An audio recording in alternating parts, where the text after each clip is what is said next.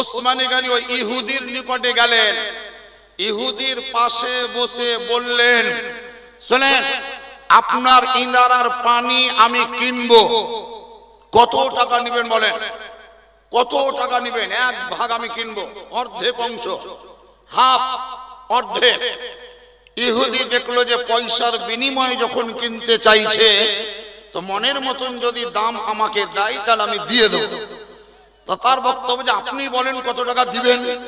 তো হযরত উসমানে গনি সেই সময় বলেছিলেন যে ইনারার এক অংশের মূল্য আমি তোমাকে দিচ্ছি 20,000 স্বর্ণ মুদ্রা।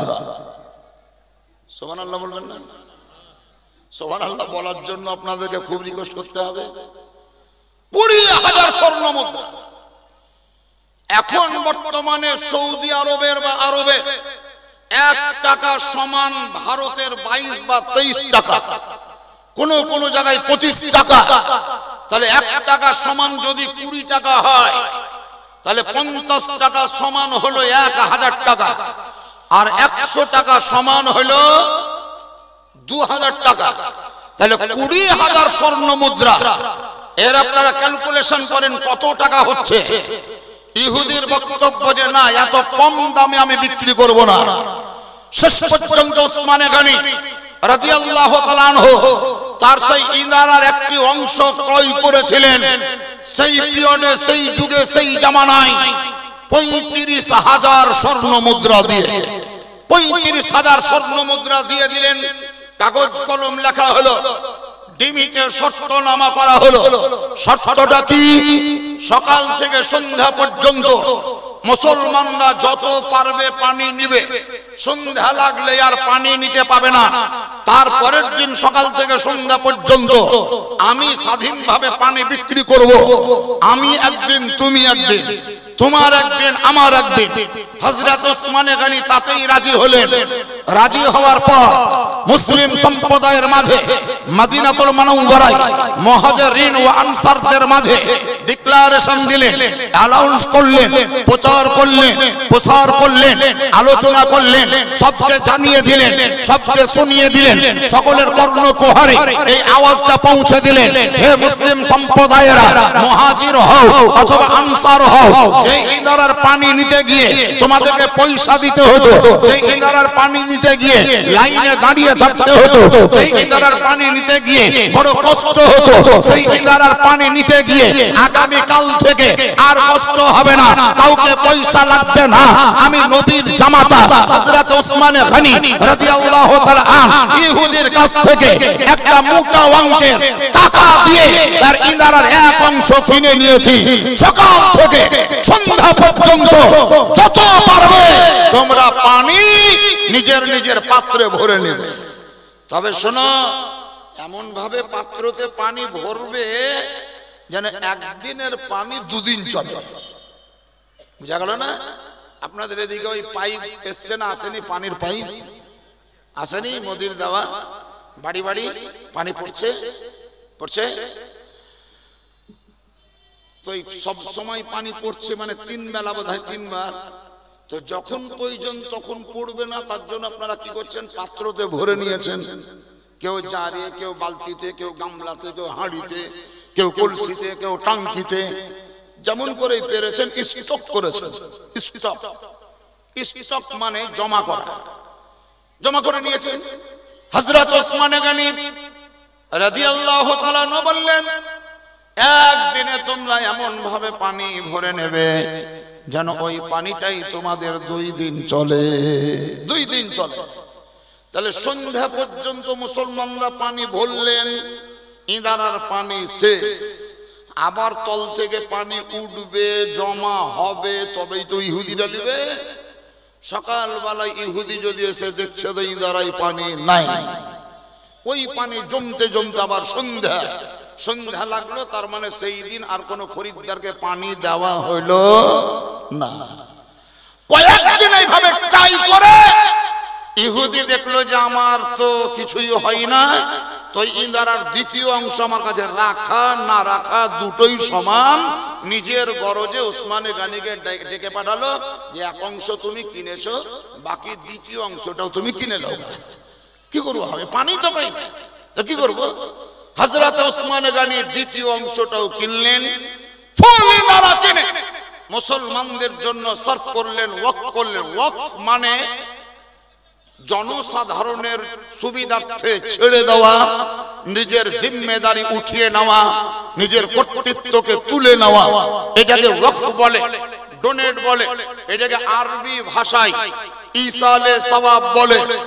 আপনারা বাপ মা মরার পর 4 দিন বা 5 দিনের মাথায় একটা প্রোগ্রাম করেন, সেই প্রোগ্রামটাকে আমরা বলি চাহারুম, বলি না? 40 দিন বা 39 দিনের মাথায় আবার মিলাদ করি, লোকজনকে ডেকে কিছু পানাহার করাই, এটার নাম দিয়েছি আমরা চাল্লিশা। বলেন না, বলেন না? এই চাহারুম আর চাল্লিশা এটা হলো ডাক নাম। ভালোভাবে শুনেন, এটা হলো ডাক নাম। এই ছেলেটার ডাক নাম হলো রুবেল, ভালো নাম হলো জোবায়ের হোসেন, জোবায়ের আলম। তাহলে ভালো নাম জোবায়ের, ডাক নাম রুবেল। কোন মাওলানাকে যদি বলি যে এর নাম রুবেল, তো আর মানে মতলব কিছু নাই। কিন্তু যখন বলবো জোবায়ের হোসেন, তো বলবে দারুণ নাম, হেভি নাম। তো 40 কথা যদি বলেন তো কাউরির জান জ্বললে জ্বলতে পারে। চাহারুম বললেও কাউরির অনীহা ভাব এলে আসতে পারে। বেদাতের ফতোয়া লাগাবো মনে করলে লাগাতে পারে। কিন্তু একটা যেটা আসল নাম ওটা নোট করে রাখুন, মুখস্থ করুন। 40 চাহারুম এটা হলো ডাক নাম, আসল নাম হলো ইসালে সওয়াব। আসল নাম কি বললাম? জোরে বলেন, কি নাম? ইসালে সওয়াব। চাহারুম হলো ইসালে সওয়াব, 40 হলো ইসালে সওয়াব। এই ইসালে সওয়াব মানে ইংরেজিতে বলে SEND, সেন্ড। সেন্ড মানে পাঠানো, বাংলায় বলে পৌঁছানো, আরবিতে বলে ইরসাল। ইসাল, ইসাল মানে পৌঁছানো। পৌঁছানো মানে কি? নফল নামাজ হলো আল্লাহর জন্য, ওয়াজিব নামাজ আল্লাহর জন্য, ফরজ নামাজ আল্লাহর জন্য, সুন্নাত নামাজ আল্লাহর জন্য, ইস্তেসকার নামাজ আল্লাহর জন্য, ইশরাকের নামাজ আল্লাহর জন্য, খুসুফের নামাজ আল্লাহর জন্য, কুসুফের নামাজ আল্লাহর জন্য, চাশতের নামাজ আল্লাহর জন্য, আওয়াবিনের নামাজ আল্লাহর জন্য, ফজরের নামাজ আল্লাহর জন্য, জোহরের নামাজ আল্লাহর জন্য, আসরের নামাজ আল্লাহর জন্য, ঈদের নামাজ আল্লাহর জন্য, বকরা ঈদের নামাজ আল্লাহর জন্য, আপনার মানতের নামাজ সেটাও আল্লাহর জন্য। এই কারণে আমরা যে কোনো নামাজ পড়ার সময় একটি আরবিতে ভাষা ব্যবহার করি, নাওয়াইতু আন উসাল্লিয়া লিল্লাহি তাআলা। বলেন না? লিল্লাহি তাআলা। লিল্লাহি মানে হচ্ছে আল্লাহর জন্য, লিল্লাহি মানে আল্লাহর জন্য। জানাজার নামাজও যদি পড়ে তবু আমরা বলি নাওয়াইতু আন উআদ্দিয়া লিল্লাহি তাআলা। জানাজার নামাজ পড়ছি তবু আল্লাহর জন্য। বকরা ঈদের নামাজ সেটাও আল্লাহর জন্য, ঈদুল ফিতরের নামাজ সেটাও আল্লাহর জন্য, মক্কাতে গিয়ে নামাজ পড়ছি সেটাও আল্লাহর জন্য, মদিনায় পড়বেন সেটাও আল্লাহর জন্য, রাঘবপুরে পড়বেন সেটাও আল্লাহর জন্য। যে কোনো নামাজ আল্লাহর জন্য। কোন ব্যক্তির জন্য নামাজ হয় না, কোন মানুষের জন্য নামাজ হয় না, মায়ের জন্য নামাজ হয় না, বাপের জন্য নামাজ হয় না, পীরের জন্য নামাজ হয় না, দাদার জন্য নামাজ হয় না, দাদির জন্য নামাজ হয় না, চাচার জন্য নামাজ হয় না, চাচির জন্য নামাজ হয় না। একমাত্র নামাজ আল্লাহর জন্য হয়, কোন ব্যক্তির জন্য হয় না।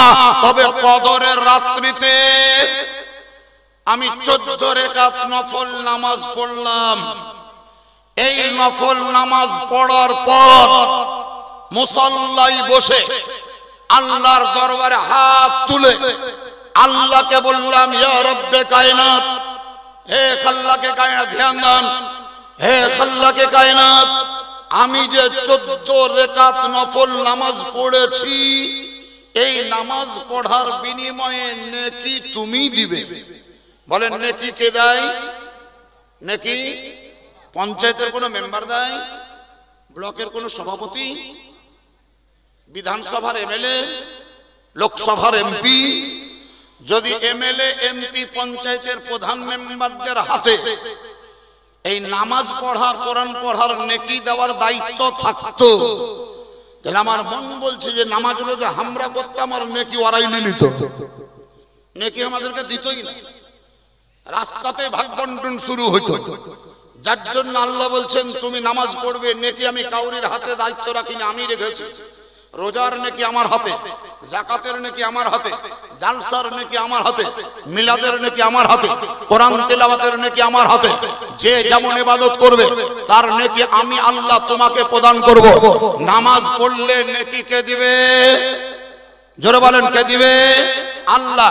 তাহলে আমি আল্লাহর কাছে আবেদন করছি, 14 রাকাত নফল নামাজ পড়লাম, যে নেকি তুমি আমাকে স্বেচ্ছায় দেবে বা যে নেকি আমি পাবো, সেই নেকি আমি আমার বাপ মারা গিয়েছে ওই বাপের জন্য দোয়া করছি, আমার পাওয়া নেকি আল্লাহ তুমি আমার বাপের আমলনামায় পৌঁছে দাও।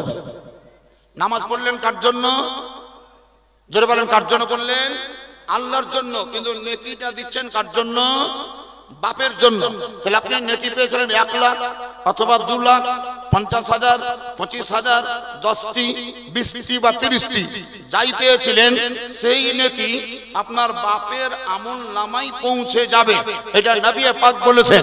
সাহাবায়ে কেরামদের মধ্যে বিখ্যাত সাহাবী রাসূল যিনার নাম হযরতে সাদ রাদিয়াল্লাহু তাআলা আনহু, তিনি নবীর নিকটে আবেদন করলেন, আসসালাতু আসসালামু আলাইকা ইয়া রাসূলুল্লাহ, আসসালাতু আসসালামু আলাইকা ইয়া হাবিবাল্লাহ, হে পয়গম্বর, হে মুস্তাফা, আমার মা ইন্তেকাল করেছে, আমার মা ইন্তেকাল করেছে, আমার ইচ্ছা, আমার বাসনা, আমার মা যদি বেঁচে থাকতো, আমার মা যদি জীবিত থাকতো, আমার মা যদি জিন্দা থাকতো, তাহলে আমার মন বলছে যে আমার মা আল্লাহর রাস্তায় ইসলাম ধর্মের জন্য, ইসলামের স্বার্থে নিশ্চয় কিছু না কিছু দান করতো।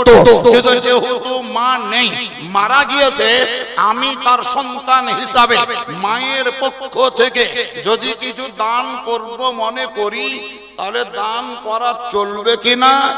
2 নাম্বার, ওই দানের নেকি আমার মা পাবে কিনা? দুটো কোশ্চেন। 1 নাম্বার, দান করা চলবে কিনা? 2 নাম্বার, সেই দানের নেকি আমার মা পাবে কিনা? আমার নবী বললেন দান করা চলবে, আর তোমার দান করার নেকি তোমার মা কবরে পাবে। আলহামদুলিল্লাহ বলবেন না? ওই চাচা উঠে গেল কেন?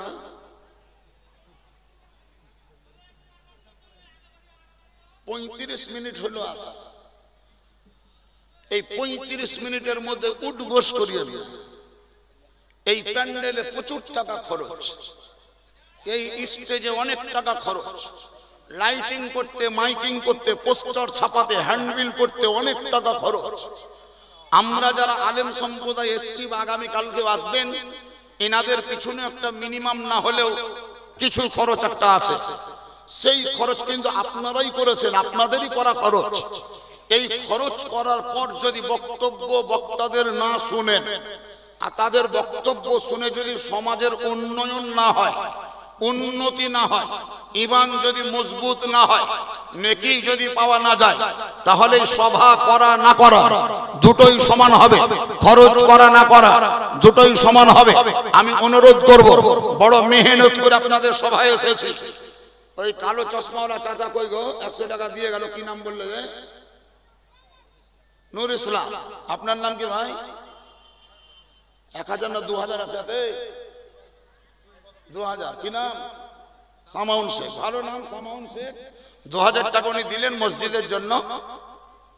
আল্লাহ তাআলা যেন তার দান কবুল করেন। জোরে বলুন আল্লাহুম্মা আমিন। আর একবার জোরে বলা যাবে না আল্লাহুম্মা আমিন? তো সামাউন সাহেব 2000 টাকা দিলেন, আর কবিরুল্লাহ নুরুল ইসলাম, এই নুরুল হাসান ও দিয়েছে 100 টাকা। সব দান এখানে আছে। আমি যা তোরা বালি 100 টাকা এক যারাই দিয়েছেন সব জমা হয়ে গেছে। এবার আমার আলোচনাটা শুনে। আলোচনাটা হচ্ছে কি বলছিলাম জানো? হযরত রাসূল পাক সাল্লাল্লাহু আলাইহি ওয়াসাল্লাম বললেন যে তুমি তোমার মায়ের নামে যদি দান করো, তাহলে দান করাও চলবে, নেকিও তোমার মা পাবে। এখন জিজ্ঞাসা করছে, ইয়া রাসূলুল্লাহ, তাহলে আমি কি দান করব? কি দান করব? নবী বললেন, বর্তমানে মদিনায় পানির প্রচুর অনটন বা অভাব। তুমি যদি পারো তাহলে নিজের টাকা খরচ করে একটা ইনারা খনন করো, আর ইন্দারা খনন করে সেই ইন্দারার পানি জনগণের জন্য দান করে দাও। তাহলে জনগণ পানি পান করবে, ওযু করবে, নেকি পাবে তুমি, আর সেই নেকি তোমার মায়ের কবরে বা আমল নামায় পৌঁছে যাবে ইনশাআল্লাহ। তোমার মাও পাবে, তুমিও পাবে। আল্লাহ তাআলা এত বড় দয়াবান যে তোমার নেকি থেকে মাইনাস করে তোমার মাকে দিবে না। তুমি যতটা পেয়েছো পাওয়ার তুমি তো পাবেই, আল্লাহ নিজের ভান্ডার থেকে সেই পরিমাণের নেকি তোমার মায়ের আমল নামায় পৌঁছে দেবে। আলহামদুলিল্লাহ বলে। তা হযরতে সাআদ ওনার নাম, নিজের টাকা খরচ করে ইন্দারা খনন করলেন, আর ওই ইন্দারাটাকে জনগণের জন্য দান করলেন, আর ইন্দারার গায়ে লিখে দিলেন হাযিহিল বীরু লে উম্মে সাআদ। এই ইন্দারাটি হচ্ছে হযরতে সাআদের মায়ের ইসালে সওয়াবের জন্য। এখান থেকে একটি মসলা ইস্তেখরাজ হলো যে আপনি যদি মাদ্রাসায় জমি দান করেন, মাদ্রাসা যদি নিজের খরচ করে ঘর বানিয়ে দেন, তাহলে সেই ঘরের দেওয়ালে আপনার মায়ের নাম অথবা বাপের নাম মার্বেল বা টাইলসে লিখে প্লেট তৈরি করে আপনি বসাতে পারেন, এটা জায়েজ। কিন্তু আমাদের সমাজে কিছু কিছু লোক আছে, কেউ যদি বলে যে আমি মাদ্রাসার জমি দান করব, আমার বাপ ইন্তেকাল করেছে, বাপের নামটা লিখে টাইলসের বা প্লেট তৈরি করে দেওয়ালে বসাতে হবে, তো দেখবেন সাইড থেকে একজন চাঁদর উঠে বলবে ওর বাপের নাম দেওয়ালে কেন লিখবো, যদি দেওয়ালে লিখতে হয় তো আর দান লিবই না। লিবই না মানে ও লিবেও না আর দিতে পারবেও না। এই কথাটা ওই লোক বলে যে দিবে না, যে দিতে পারে না, তার মুখ থেকে কিন্তু উত্থাপন হবে, আর লিবও না, লিবই না। তখন ওই লোকটা রাগ করে বলে যে যাও দিব না, মানে দিব না বলে পালিয়ে গেল, আর লিব না বলে সমাজকে বিগড়ে দিল, আর দেওয়াও হলো না আর সমাজের লেওয়াও হলো না। আচ্ছা, প্লেটে যদি আর বাপের নামটা লেখেই দিলে যে এমন কি অসুবিধা হলো আপনার? ওর নিয়তের উপরে ফল পাবে।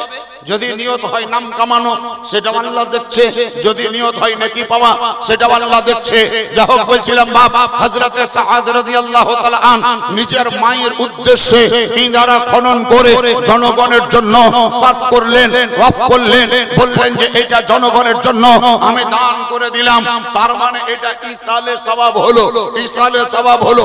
বাপ মরার পর আপনি কোরআন পড়লেন, আল্লাহর কাছে দোয়া করেন, কোরআন পড়ার বিনিময়ে যে নেকি পেলাম আমার বাপের রূহের মাগফিরাতের জন্য তার আমলনামায় পৌঁছে দাও। মিলাদ করার পর আল্লাহর কাছে দোয়া করেন, ইয়া রব্বে কায়নাত, যে নেকি প্রাপ্ত হলাম সেই নেকি আমার বাপের আমলনামায় পৌঁছে দাও। আপনি 5000 টাকা মসজিদে দান করলেন, সেটার ক্ষেত্রে আল্লাহর নিকটে আবেদন করেন, ইয়া রাব্বাল আলামিন, আমি যে নেকি প্রাপ্ত হলাম সেটা আমার বাপের আমলনামায় পৌঁছে দাও। মাদ্রাসায় 25000 টাকা দিলে আপনি আল্লাহর কাছে দোয়া করেন, ইয়া রব্বে কায়নাত, যে নেকি আমি প্রাপ্ত হলাম সেই নেকি আমার বাপের আমলনামায় পৌঁছে দাও। আমার মুস্তাফা হাবিবে কিরদার শাহনশাহ জিওয়াকা মক্কার সরদার নবী মুস্তাফা বলেন, যে দান করবে সে যতটা নেকি পাবে ততটাই নেকি আল্লাহ নিজের রহমতের ভান্ডার থেকে তার বাপের আমলনামায় পৌঁছে দেবে। এটাকে বলা হয় ইসালে সওয়াব। আচ্ছা বলেন, এই ইসালে সওয়াব করা জায়েজ না না জায়েজ? চাল্লিশা বললে রাগ হয়, চাহারুম বললে রাগ হয়, কিন্তু এটা ডাক নাম, আসল নাম হলো ইসালে সওয়াব। এই ইসালে সওয়াব বলবেন, কোনো অসুবিধা নেই। আসুন, বলছিলাম হযরত উসমানে গনি রাদিয়াল্লাহু তাআলা আনহু ওই ইন্দারা ক্রয় করে জনগণের জন্য দান করে দিলেন। তো বলুন, এটা বড় লোক না হলে কি উনি দিতে পারতেন? তাহলে উনি বড় লোক না বড় লোক নয়? বড় লোক, যার জন্য ওনার নামের শেষে লেখা যে গনি। গনি। আরো একটা উদ্ধৃতি দিচ্ছি, দেখেন, ওই যে ইন্দারাটা উনি কিনেছিলেন, তো শুধু ইন্দারাটাই তো কিনেননি, মানুষ দাঁড়াবার জন্য, কলসি রাখার জন্য, মশক রাখার জন্য, বালতি রাখার জন্য আশপাশের জায়গাও কিনতে হয়েছে না হয়নি? আমি যদি এখানে 2 কাঠা জায়গা কিনি, তাহলে এখান পর্যন্ত আসতে গেলে আমাকে রাস্তা কিনতে হবে না? হবে না? এখানে আসার জন্য রাস্তা কিনতে হবে, রোড থেকে এখান পর্যন্ত আসবো হয় 6 ফুটের অথবা 8 ফুটের, না হলে 12 ফুটের রাস্তা আমাকে কিনতে হবে, তবে তো আমি এখানে আসতে পারবো। হযরত উসমানে গনি যে ইন্দারা ক্রয় করেছিলেন তার পাঁজরকার এরিয়াও ক্রয় করেছিলেন।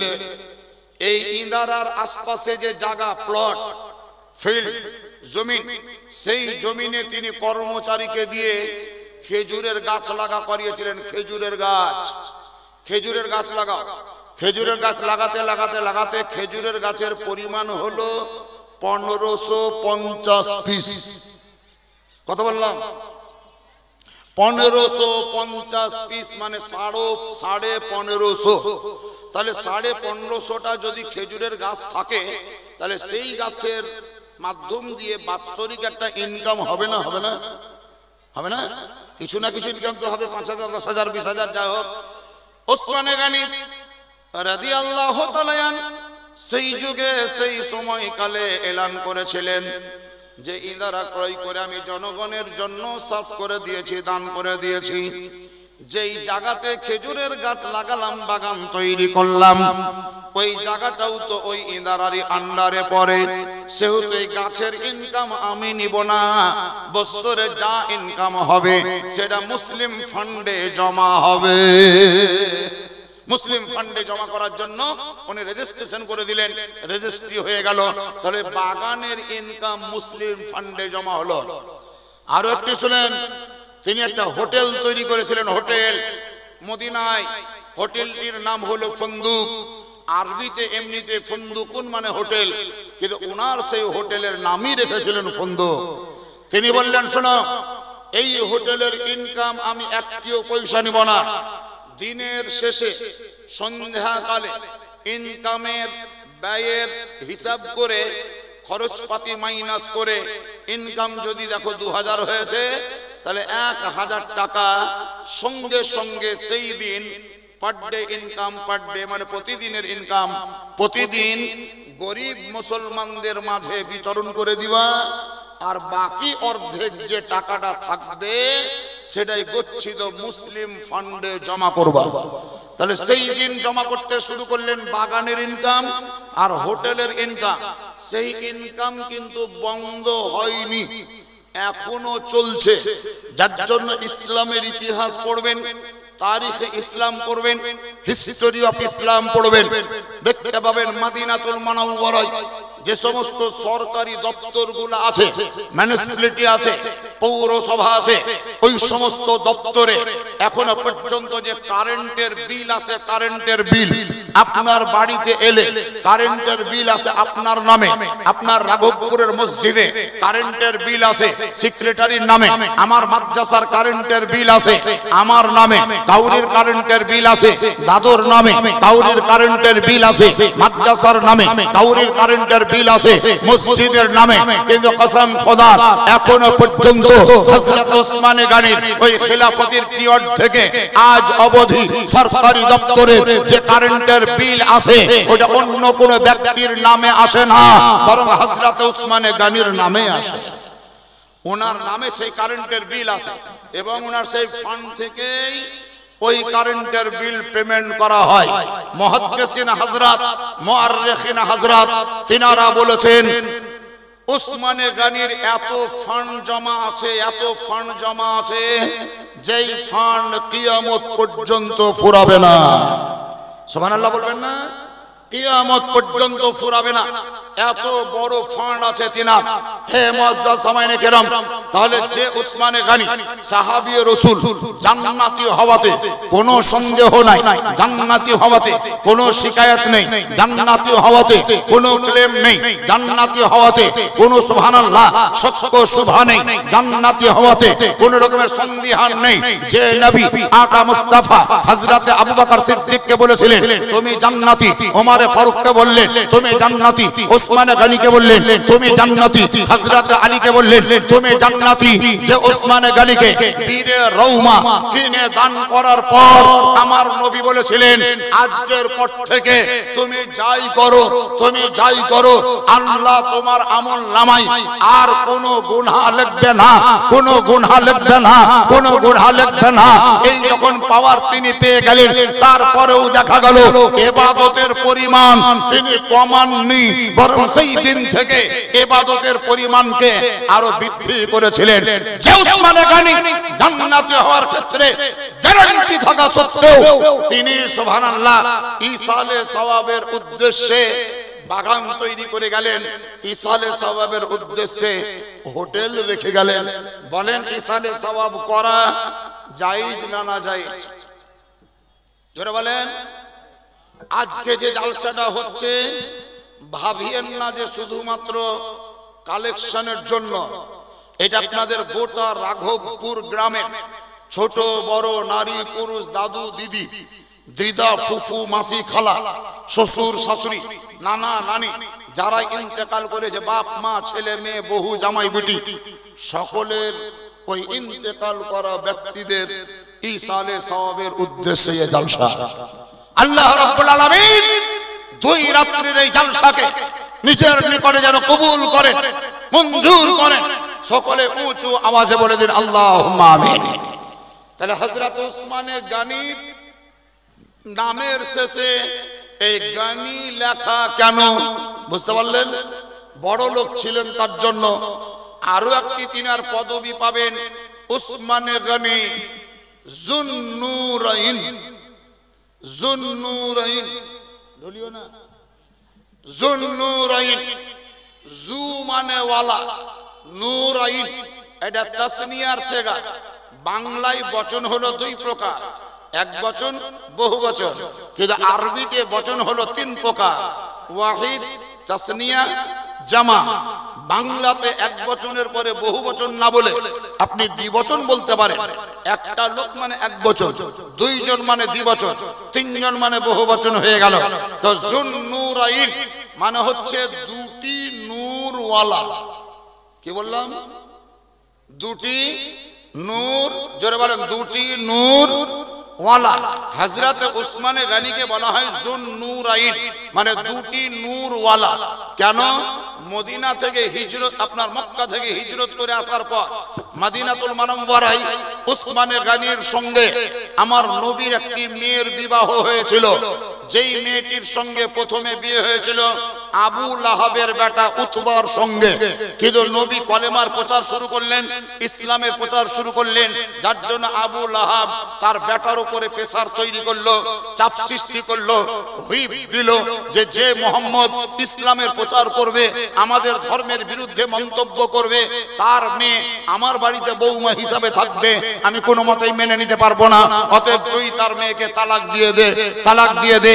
বাপের কথা শুনে উতবা আমার নবীর মেয়ে রুকাইয়াকে তালাক দিয়েছিল। আমার নবীর মেয়ে রুকাইয়া তিনি হচ্ছেন স্বামী বর্জিতা।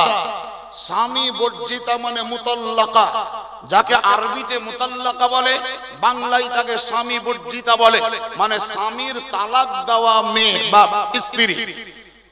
আবু লাহাবের বেটা উতবা তালাক দিয়ে দিয়েছে।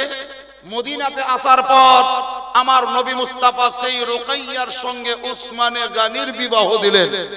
জোরে পড়ুন আলহামদুলিল্লাহ। তাহলে নবী নিজের মেয়ের বিবাহ দিলেন উসমানে গানির সঙ্গে। তাহলে উনি তো একদিককার সাহাবী ছিলেন, তারপরে পরে নবীর সাথে আরো সম্পর্ক গাঢ় হলো জামাই হওয়ার সূত্রে। তিনি হলেন নবীর জামাতা, নবী হচ্ছেন তার শ্বশুর। দ্বিতীয় হিজরির শেষে ইসলামের ইতিহাসে প্রথম যুদ্ধের প্রয়োজন বোধ করেছিলেন নবী। সেই যুদ্ধটির নাম হলো বদরের যুদ্ধ। কাফিরেরা মদিনায় আক্রমণ করবে, মক্কা থেকে এসে মদিনার নারীদের প্রতি নির্যাতন করবে, অত্যাচার করবে, বহু বিটিদের উপরে নির্যাতন হবে, অবমাননা করবে, অশ্রদ্ধা করবে, অসম্মান করবে, অপমান করবে। এই খবরটা যখন নবী পেলেন, তখন ওই মুসলিমীয় সাহাবায়ে কেরামগণকে নিয়ে মদিনা থেকে বেরিয়ে বদরের প্রান্তের দিকে অগ্রসর হতে শুরু হলেন। চলো তোমরা আমার সঙ্গে বদরের প্রান্তে যেতে হবে, যুদ্ধের ময়দানে উপস্থিতি দিতে হবে। সাহাবায়ে কেরামদের সংখ্যা ছিল 313 জন। কতজন বললাম? 313 জন। সবাই যখন যুদ্ধে যাওয়ার জন্য তৈরি হচ্ছেন, তখন আমার নবীর জামাই হযরত উসমানে গানি তিনিও সাজ পোশাক পরে রেডি, প্রস্তুতি নিয়েছেন। আমার নবী জিজ্ঞাসা করলেন, উসমান, জি ইয়া রাসূলুল্লাহ, তুমি কোথায় যাবে? তাহলে হুজুর সবাই যুদ্ধের ময়দানে যাচ্ছে, তাই আমিও যাব। নবী বলেন, না, তোমার যুদ্ধের ময়দানে যাওয়া চলবে না, তোমার যুদ্ধের ময়দানে যাওয়া চলবে না। বলে, হুজুর মুসলমানদের লোক সংখ্যা কম, লোকের পরিমাণ কম, আমি যদি যাই তাহলে একটা লোক বৃদ্ধি পাবে, মুসলমানদের ওজন বাড়বে, কুওয়াত বাড়বে, ক্ষমতা বাড়বে। কিন্তু নবী আমার বললেন যে না, ক্ষমতার প্রয়োজন নেই, তোমাকে যেতে হবে না, তোমার যাওয়া চলবে না। আমার বিটি, তোমার স্ত্রী হযরতে রুকাইয়া বর্তমানে অসুস্থ, রোগাক্রান্তা, শয্যায় শায়িতা, বিছানায় শুয়ে আছে, পড়ে আছে। অতএব তুমি যদি বদরের প্রান্তে চলে যাও, তাহলে তোমার স্ত্রীর ঔষধের প্রয়োজন হলে ঔষধ এনে দেবে কে? পানির যদি প্রয়োজন হয় পানি ঢেলে দিবে কে? তার সেবা শুশ্রূষার যদি প্রয়োজন হয় সেবা শুশ্রূষা করবে কে? তাই আমি নবী মুস্তাফা তোমাকে আদেশ প্রদান করছি, বদরের প্রান্তে তোমার যাওয়া চলবে না, তোমাকে মদিনাতেই থাকতে হবে। আর মদিনায় থেকে তোমার নিজের স্ত্রীর সেবা করতে হবে। কি বুঝলেন? বুঝা গেল স্ত্রী হয়ে যেমন স্বামীর সেবা করবে, ঠিক তেমন স্বামী হয়ে স্ত্রীরও সেবা করতে হবে। এটা নবীর নির্দেশ। কিন্তু আমাদের মধ্যে প্রচলিত অভ্যাস কি, স্বামী যদি দুর্বল হয় তো স্ত্রীকে দেখবেন রাত্রিবেলায় স্বামীর হানাকে ধরে বাথরুমে নিয়ে যায়, বালতিতে পানি ভরে দেয়, পানি খরচ পর্যন্ত করিয়ে দেয়। আর 1 মাস বা 15 দিন পর যদি ওই স্ত্রী অসুস্থ হয়, ইনকেস যদি পায়খানা বা বাথরুমে যাওয়ার প্রয়োজন হয়, তো স্বামী উঠে তার স্ত্রীর হাত ধরে নিয়ে যায় না, ওই বিছান থেকে চিৎকার করে ডাক দিয়ে বলে ওর বিটির নাম রহিমা, অন্য ঘরে শুয়ে আছে, তো রহিমাকে ডাক দিচ্ছে ওর বাপ, রহিমা কে লাব্বা, এই যে তোর মা অসুস্থ, বাথরুম যাবে, একটু নিয়ে যা। আপনি ওই ঘরের বিটিটাকে উঠালেন, দিয়ে ওর মাকে নিয়ে গেল। আপনি যেদিন অসুস্থ ছিলেন সেদিন তো ওর বেটাকে উঠাইনি, তার বেটাকে তো ডাকেনি, ও নিজের হাত ধরে, নিজের হাত দ্বারা আপনাকে ধরে নিয়ে গেল। কিন্তু আজকে আপনি মেয়েকে উঠালেন কেন? তার মানে আপনার মেমোরিতে ডাউনলোড হয়ে আছে যে স্ত্রী স্বামীর সেবা করবে, আর স্বামী হয়ে স্ত্রীর সেবা করা চলবে না, এটা আপনার ব্রেনে আছে। কিন্তু এটাকে দূর করে দেন। আল্লাহর নবী আকা মুস্তাফা বলেন, স্বামী স্ত্রীকে ভালোবাসবে, স্ত্রী স্বামীকে ভালোবাসবে। তার বিপদে স্বামী হেল্প করবে, স্বামীর বিপদে স্ত্রী হেল্প করবে। দুইজন দুইজনের হেল্পার হবে, দুইজন দুইজনকে মহব্বত করবে, একজন অন্যজনের পরিপূরক হবে। স্বামীর বদনাম স্ত্রী সহ্য করবে না, স্ত্রীর সমালোচনা স্বামী অ্যাকসেপ্ট করবে না। স্ত্রীর মধ্যে যদি কোনো অগুণের বিষয় থাকে, তাহলে স্বামী কোনো বন্ধুর কাছে ব্যক্ত করবে না। আর স্বামীর মধ্যে যদি কোনো অগুণের ব্যাপার থাকে, তাহলে এই কথাটি স্ত্রী তার বোন, যা, ননদ, নানি, দাদি কাউরির কাছে বলবে না। নবী